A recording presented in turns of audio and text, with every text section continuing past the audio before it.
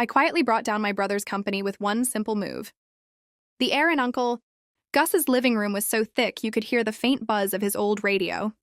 23 family members were crammed onto worn couches, the room filled with the smell of cedar and silent anger. I was 34, sitting in my usual spot by the cracked window nobody else wanted when my brother Mark stood up in his expensive suit and said my rent was going up by a lot. $8,500, he said, his voice as cold as a legal contract. Effective tomorrow. He smirked, and some of my aunts and uncles shifted in their seats. I stayed quiet, my secret waiting to be revealed.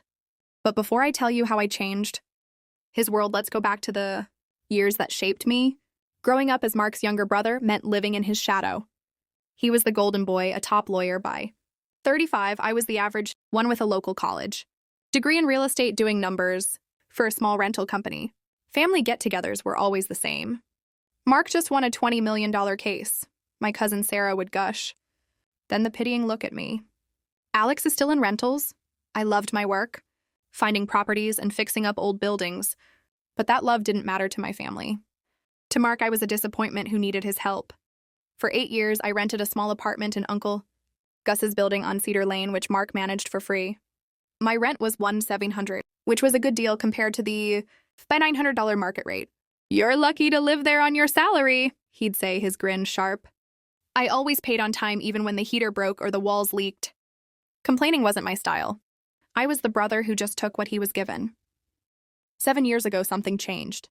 Uncle Gus, who was still sharp at 88, had me handle his finances every week. He trusted my eye for details. One night, he gave me a lawyer's business card. "Mark is ambitious," he whispered. "But you see how things really work.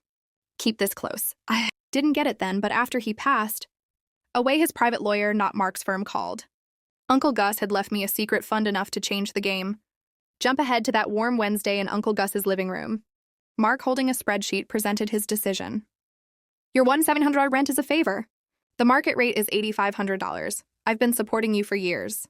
That's about $12,500. Gone." My cousin Sarah cooed about his kindness. My Aunt Brenda ate it up. "I don't need thanks, Alex, just accountability. Sign the new lease for $8,500 now." The room fell silent. I checked my phone. A text from 10 minutes ago. "Arriving soon. Files ready." Mark mistook my calmness for surrender. "Let's teach everyone," he said, flashing rental photos. $8,500, you're getting a deal." My phone buzzed again. 2 minutes away. My cousin Tom snickered. "Hope you like having roommates, Alex." Each jab reminded me of my role. Small dependent lesser. Mark pushed the lease forward. "Sign or move out." "I have people begging to pay $8,500. I almost smiled. He had no idea I owned the building. 7 years ago, with Uncle Gus's money and my hard work, I had bought it through a quiet company. Every lease, every repair, every small issue had gone through me. Today, he would find out. I looked at the $8,500 figure on the lease. My heart was steady. Mark grinned, thinking he had won. "Sign, Alex, let's move on." I put the pen down. "No." The word hit like a shockwave. Sarah gasped. Mark's grin disappeared. "What do you mean, no?" The doorbell rang. My heart raced, not with fear, but with excitement. I opened the door to a woman in a sharp suit with a shiny briefcase. "Good evening," she said. "I'm Ms. Davis from Cedar. Holdings here for the tenants?" Mark's jaw tightened. "Tenants? I run this property." Ms. Davis smiled faintly. "Not since Cedar Holdings bought it 7 years ago. I represent the owner."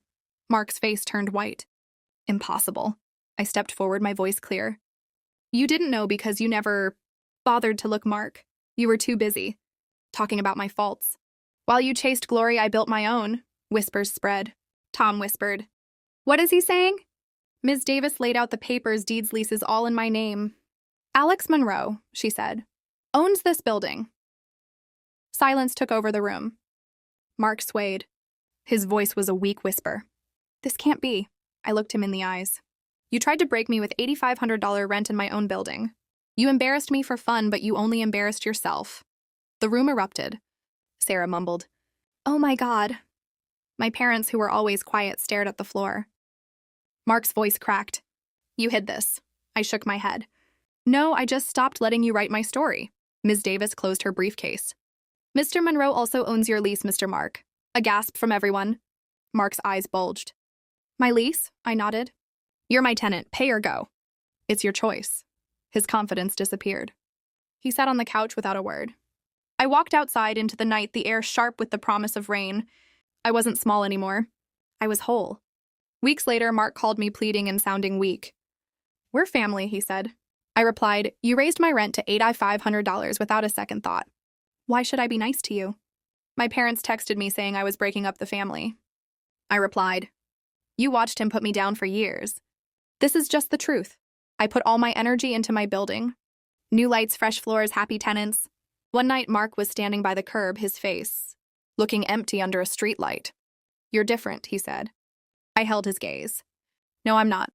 I'm just done being your shadow. He turned and his footsteps faded into the darkness. This isn't about revenge.